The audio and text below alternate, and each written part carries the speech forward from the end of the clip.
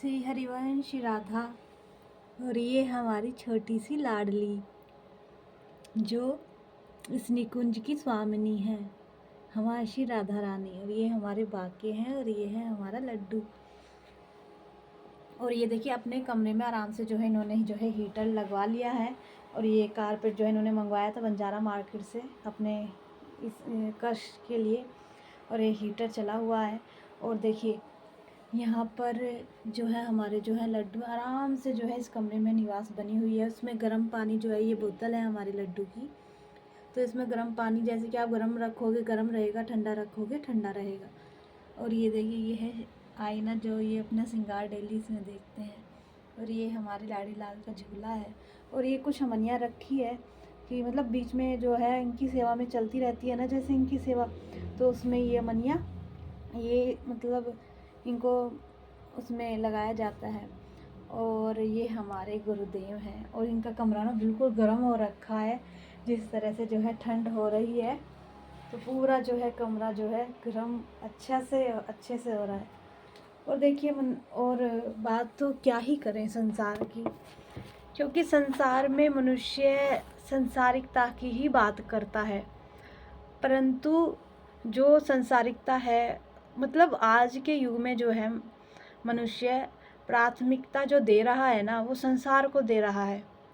और जो प्राथमिकता देनी चाहिए वो प्रभु को देनी चाहिए, वो लाडली लाल को देनी चाहिए, या जो भी आपके प्यारे हैं, आपके इष्ट हैं, क्योंकि एक ही अनेक रूपों में है, एक ही हैं और वो अनेक रूपों में है। तो आप जिनसे प्रेम करते हैं, जिनके बिना आप नहीं रह सकते, आप उनसे खूब प्रेम कीजिए, क्योंकि वही सब कुछ बने हुए हैं। तो आज का मनुष्य प्रथम स्थान इस संसार को दे देता है, या शरीर से जुड़े हुए किसी भी संबंध को वो दे देता है। और वो उनमें भगवत भाव नहीं करता, अपितु क्योंकि उसे ज्ञान नहीं होता, वो समझता है कि ये सब मेरे हैं, ये सब मेरे, वो सत्य समझता है शरीर को, देह को। पर वास्तव में प्रभु के अलावा और कुछ सत्य नहीं है। यदि वो किसी से प्यार भी करे और उसमें वो भगवत भाव कर ले कि मेरे प्रभु इसके अंदर हैं, तो वो इस जन्म में तर जाएगा। परंतु ऐसा नहीं होता। शरीर को मैं समझकर सब कुछ यहाँ वो सत्य मानकर जीता है, पर वास्तव में एक दिन सब कुछ छोड़कर वो चला जाता है। तो वास्तव में आप ही बताइए सत्य क्या हुआ। सत्य तो हमारे प्रभु ही है ना, उनके अलावा तो दूसरा संसार में कोई है ही नहीं, वही सब कुछ बने हुए हैं। तो देखिए संसार में अगर आपको आनंद से जीना है ना, तो सब में भगवत भाव कीजिए, सबको आप उस दृष्टि से देखिए जहाँ से आपको प्रभु नजर आए।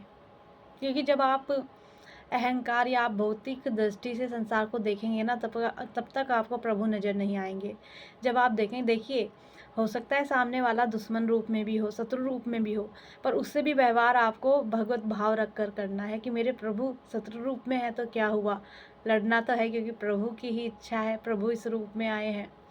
तो ये एक ज्ञान की बात है, ये विवेक की बात है। जब आपको प्रभु ज्ञान देते हैं, आपको पता चलता है कि वास्तव में सत्य क्या है, तब आप इस बात को समझ पाते हैं। फिर आपके जीवन में आनंद ही आनंद होता है। बाहरी परिस्थिति चाहे कुछ भी हो, आपके जीवन में आनंद भरा रहता है, हर पल आपके जीवन में आनंद होता है।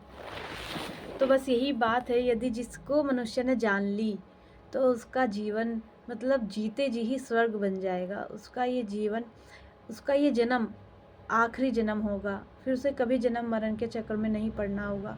पर आजकल होता क्या है, मनुष्य असत्य को सत्य समझ करके जीता है, और कभी उसका बुरा मानता है, कभी उसका बुरा मानता है, क्योंकि उसके अहंकार को ठेस पहुंचती है ना।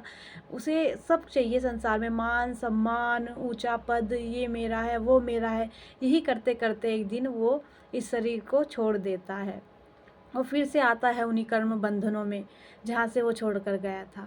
इसलिए जितना हो सके प्रभु के समीप आइए, उनसे प्रेम कीजिए, उन्हें जानिए, क्योंकि जब आप उन्हें जानोगे तब आप स्वयं को जानोगे, और जब आप स्वयं को जानोगे तब आप प्रभु को जानोगे। इसलिए जानिए स्वयं को, ये संसार क्या है, पूछिए अपने आप से प्रश्न, फिर देखिए कितना आनंद आपके जीवन में आता है। श्री हरिवंश राधा।